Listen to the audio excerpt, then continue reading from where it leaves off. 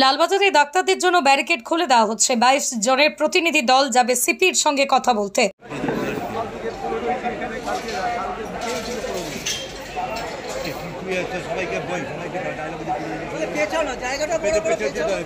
Zoom তো হয় না ক্যামেরায়, নাকি জুম হয় না? জিজ্ঞেস করছে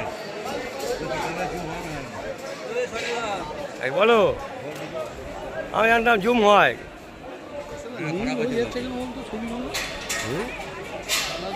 আরে তুমি টোন ঠিক করো নি।